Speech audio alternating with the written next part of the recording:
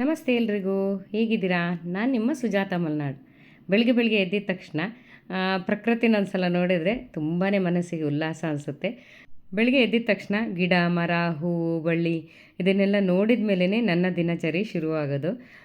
ಸಾಮಾನ್ಯವಾಗಿ ಮಲೆನಾಡಲ್ಲಿರೋರಿಗೆ ಎಲ್ಲರಿಗೂ ಇದೇ ಥರ ರೂಢಿಯಾಗಿರುತ್ತೆ. ಬೆಳಿಗ್ಗೆ ಎದ್ದಿದ ತಕ್ಷಣ ತೋಟದ ಕಡೆ, ಗದ್ದೆ ಕಡೆ ಒಂದು ರೌಂಡ್ ಹೋಗಿ ಬಂದ್ರೇ ಅವರಿಗೆ ಸಮಾಧಾನ. ಹಾಗಾಗಿ ನನಗೆ ಚಿಕ್ಕವಳಿಂದನೇ ರೂಢಿ ಆಗಿಬಿಟ್ಟಿದೆ. ಮತ್ತು ಬೆಳಿಗ್ಗೆ ಎದ್ದಾಗ ತಿಂಡಿ ಮಾಡೋಕ್ಕೆ ಯೋಚನೆ ಮಾಡುವಂಥದ್ದೇ ಇಲ್ಲ ನಮ್ಮೂರಲ್ಲಿ. ಸಾಮಾನ್ಯವಾಗಿ ಕಡುಬನ್ನು ಜಾಸ್ತಿ ಮಾಡ್ತೀವಿ. ಬೆಳಿಗ್ಗೆ ಬೇಗ ಕಡುಬು ತಿಂದುಬಿಟ್ರೆ ಮಧ್ಯಾಹ್ನ ತನಕ ಹೊಟ್ಟೆ ಹಸಿಯೋದಿಲ್ಲ, ಅಷ್ಟು ಚೆನ್ನಾಗಿರುತ್ತೆ. ಅದ್ರ ಜೊತೆ ಸ್ವಲ್ಪ ಕಾಯಿ ಚಟ್ನಿನೂ ಕೂಡ ಮಾಡಿಕೊಂಡ್ರೆ ತುಂಬ ರುಚಿಯಾಗಿರುತ್ತೆ. ನಾನು ಕೂಡ ಕಡುಬು, ಕಾಯಿ ಚಟ್ನಿ ಎಲ್ಲ ಮಾಡಿಕೊಂಡು ತಿಂಡಿ ಎಲ್ಲ ರೆಡಿ ಆದ್ರ ಮೇಲೆ ಕಾಪಿಗೆ ಇಡ್ತಾಯಿದ್ದೆ. ನಮ್ಮ ಮಲೆನಾಡಲ್ಲಿ ತಿಂಡಿ ಜೊತೆನೇ ಕಾಪಿನೂ ಕೂಡ ಆಗಬೇಕು. ಹಾಗಾಗಿ ಎಲ್ಲನೂ ಜೊತೆಗೆ ಮುಗಿಸ್ಕೊಂಡೆ. ದೊಡ್ಡವರೆಲ್ಲ ಕೆಲಸ ಮುಗಿಸಿದ್ಮೇಲೆ ನೋಡಿ ಇಲ್ಲಿ ಮಕ್ಕಳು ಕೆಲಸ ಶುರು ಮಾಡಿದ್ದಾರೆ. ತಂಗಿ ಅಣ್ಣಂದ್ರೆಲ್ಲ ಸೇರಿಕೊಂಡು ಇವತ್ತು ಫ್ರೂಟ್ ಸಲಾಡ್ ಮಾಡ್ತೀವಿ ಅಂತ ಕೂತಿದ್ದಾರೆ. ಏನೋ ಜಗಳ ಆಡಿಕೊಂಡು ಮಾತಾಡಿಕೊಂಡು ತಮಾಷೆ ಮಾಡಿಕೊಂಡು ಮಾಡ್ತಾ ಇದ್ದಾರೆ. ರಜೆಯಲ್ಲಿ ಮಕ್ಕಳು ಮನೆಗಿದ್ದರೆ ಸಂಭ್ರಮನೆ ಅಂತ ಹೇಳ್ಬೋದು. ಯಾಕೆಂದರೆ ಮಾತಾಡ್ತಾ ಖುಷಿಯಾಗಿ ಆಟ ಆಡ್ಕೊಂಡಿರ್ತಾರೆ. ಹಾಗೆ ಮಧ್ಯದಲ್ಲಿ ಜಗಳ ಕೂಡ ಆಡ್ತಾರೆ. ಅದು ಮಾಮೂಲಿ ಬಿಡಿ. ಅದು ಬಿಟ್ಟರೆ ಮಕ್ಕಳು ಈ ರೀತಿಯಾಗಿ ಎಂಜಾಯ್ ಮಾಡಿಕೊಂಡು ಏನೋ ಒಂದು ಕೆಲಸ ಮಾಡ್ಕೊಂಡಿದ್ರೆ ತುಂಬ ಖುಷಿ ಅನಿಸುತ್ತಲ್ಲ. ನಮ್ಮನೇಲಂತೂ ಮಕ್ಕಳು ಏನಾದರೂ ಕೆಲಸ ಮಾಡ್ತಾಯಿದ್ರೆ ನಾವು ಮಧ್ಯೆ ಅದು ಮಾಡಬೇಡ ಇದು ಮಾಡಬೇಡ ಅಂತ ಹೇಳೋಕ್ಕಾಗಲ್ಲ. ಯಾಕೆಂದರೆ ಎಲ್ಲರೂ ಪ್ರತಿಯೊಂದು ಕೆಲಸನೂ ಕಲ್ತಿರ್ಬೇಕಲ್ವ. ಹಾಗಾಗಿ ಅವರೆಲ್ಲ ಅಣ್ಣ ತಮ್ಮ ತಂಗಿ ಎಲ್ಲ ಸೇರಿಕೊಂಡು ತಮಗೆ ಬೇಕಾದ ಇಷ್ಟವಾದ ತಿಂಡಿಗಳನ್ನೆಲ್ಲ ಮಾಡಿ ತಿಂತಾ ಇರ್ತಾರೆ. ಹಾಗಾಗಿ ನಾನು ಏನಕ್ಕೂ ಅಡ್ಡಿ ಬರೋದಿಲ್ಲ. ಅವರಷ್ಟಕ್ಕೆ ಅವ್ರು ಮಾಡ್ಕೊಂಡು ಖುಷಿ ಪಡ್ತಾ ಇದ್ದಾರೆ. ನೋಡಿ ಮಾಡಿ ಏನೇನು ಮಾಡ್ತೀರ. ಅಣ್ಣಂದ್ರಿಬ್ರು ಫ್ರೂಟ್ಸ್ ಎಲ್ಲ ಕಟ್ ಮಾಡ್ತಾಯಿದ್ರೆ ಇವಳು ನೋಡಿ ಟೇಬಲ್ ಮೇಲೆ ಆರಾಮಾಗಿ ಕೂತ್ಕೊಂಡು ಅವರಿಗೆ ಪುಕ್ಕಟೆ ಸಲಹೆ ಕೊಡ್ತಾ ಹಣ್ಣನ್ನೆಲ್ಲ ತಿಂತಾ ಕೂತಿದ್ದಾಳೆ. ಅದಕ್ಕೆ ಬಯಸ್ಕೊತಾ ಇದ್ಲು ಅವ್ರ ಹತ್ರ. ಕಟ್ ಮಾಡು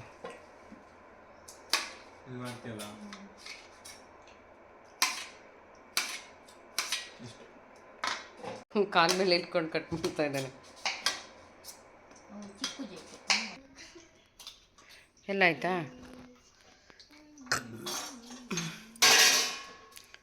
ಇವಾಗ ಏನು ಮಾಡ್ತೀರಾ? ಅರ್ಧ ಫ್ರೂಟ್ ಸಲಾಡಲ್ಲಿ ಅರ್ಧ ಹಣ್ಣೆಲ್ಲ ಅವ್ರ ಬಾಯಲ್ಲೇ ಇದೆ. ನೋಡಲಿ ಹಿಂಗೆ ಕೋತಿ ತಿಂದಂಗೆ ತಿಂತಾ ಇದ್ದಾಳೆ ನೋಡಿ. ಐಸ್ ಕ್ರೀಮ್ ಕೊಡ್ಬೇಕಂತೆ ಹಾಕಿದ್ಮೇಲೆ ಅದರಲ್ಲಿ ಅರ್ಧ ಫ್ರೂಟ್ ಸಲಾಡಲ್ಲಿ ಫ್ರೂಟ್ಸ್ ಎಲ್ಲ ಅವಳೆ ತಿಂದಾಳೆ. ಅವಳಿಗೆ ಐಸ್ ಕ್ರೀಮ್ ಮಾತ್ರ ಕೊಡು ಈಗ. ಮತ್ತಿನ್ನೇನು ಉಳ್ದಿಲ್ಲ ಅಲ್ಲಿ ಕೊಡೋದಕ್ಕೆ.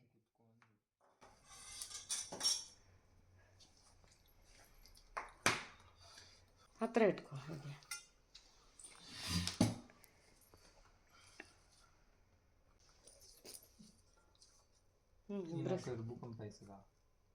ಇಲ್ಲ, ಒಂದೊಂದು ಯಾವುದಕ್ಕೆ ಹಾಕಿಲ್ಲ ಅದಕ್ಕೆ ಹಾಕೋ. ಹಂಗೆ ಮಾಡು ಅಣ್ಣ.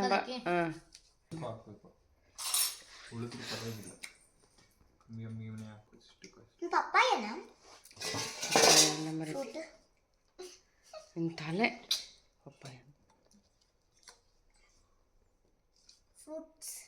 ಫ್ರೂಟ್ ಸಲಾಡ್ ಮಾಡ್ತೀವಿ.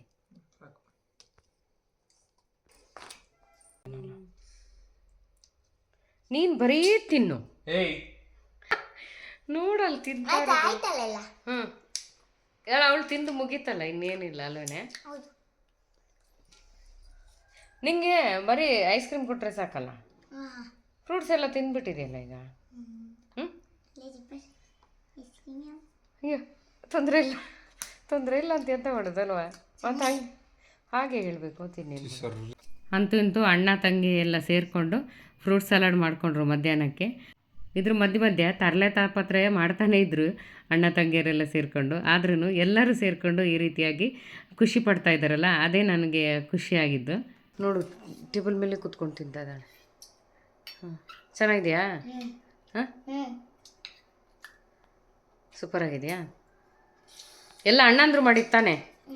ನೀನೇನು ಮಾಡಿದೆ? ಅಮಟೆಕಾಯಿ ಗುಜ್ಜು. ಏನು ಹೆಲ್ಪ್ ಮಾಡಿದ್ದು? ಫ್ರೂಟ್ ಕೇಳ್ದ ಪಾಪು. ಫ್ರೂಟ್ಸ್ ಖಾಲಿ ಮಾಡೋಕ್ಕೆ ಹೆಲ್ಪ್ ಮಾಡಿದ್ದಾಳಂತೆ. ಈಗ ಐಸ್ ಕ್ರೀಮ್ ಖಾಲಿ ಮಾಡೋಕ್ಕೆ ಹೆಲ್ಪ್ ಮಾಡ್ತಾ ಇದೆಯಾ? ಹೌದಾ?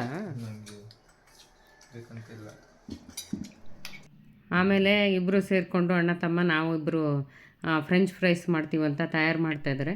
ತಂಗಿ ಮಾತ್ರ ಈಗಲೂ ಅಷ್ಟೇ ಕೂತ್ಕೊಂಡು ತರಲೆ ಮಾಡಿಕೊಂಡು ಅವ್ರಿಗೆ ತಲೆ ತಿಂತಾ ಇದ್ಲು. ಹೇಗೆ ಫ್ರೆಂಚ್ ಫ್ರೈಸ್ ಮಾಡ್ತೀರಾ ಅಂತ. ನಿಧಾನ, ಕೈ ಜಾಗ್ರತೆ.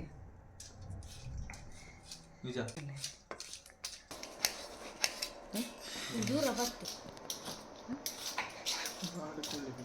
ಮಾಡ್ತೇನೆ. ಬಾ, ಕೆಲಸ ಮಾಡಲ್ಲ. ಸ್ವಲ್ಪ ಹೊತ್ತು ಹೀಗೆ ಪಸೆ ಹೋಗಕ್ಕೆ ಬಿಟ್ರೆ ಎಣ್ಣೆ ಚೆನ್ನಾಗುತ್ತೆ.